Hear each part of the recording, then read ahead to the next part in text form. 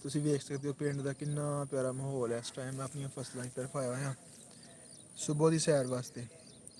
ਔਰ ਥੋੜੀ ਥੋੜੀ ਠੰਡੀ ਠੰਡੀ ਹਵਾ ਚੱਲ ਰਹੀ ਹੈ ਬਾਰਿਸ਼ ਤੋਂ ਬਾਅਦ।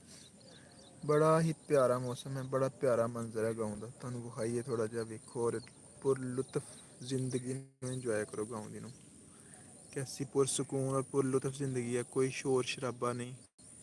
ਸਿਰਫ ਪਰਿੰਦੇ ਅੱਲਾਹ ਤਾਲਾ ਦੀ ਹਮਦੋ ਸਨਾ ਕਰ ਰਹੇ ਨੇ ਬਸ, ਉਹਨਾਂ ਦੀਆਂ ਆਵਾਜ਼ਾਂ ਆ ਰਹੀਆਂ ਨੇ। ਜਾਂ ਕੋਈ ਇਰਦ ਗਿਰਦ ਛੋਟੇ ਛੋਟੇ ਛੋਟੇ ਛੋਟੇ ਸਪੀਕਰ ਨੇ ਲੱਗੇ ਹੋਏ ਨੇ ਬਸ। ਲੋਕ ਗਾਉਂ ਦੇ ਵਿੱਚ ਤੁਹਾਨੂੰ ਪਤਾ ਗਰਾਈ ਵਗੈਰਾ ਕਰਦੇ ਨੇ, ਚੰਦਾ ਇਕੱਠਾ ਕਰਦੇ ਨੇ ਲੋਕ ਮਸਜਿਦਾਂ ਵਾਸਤੇ, ਉਹ ਲੱਗੇ ਹੋਏ ਨੇ ਬਸ।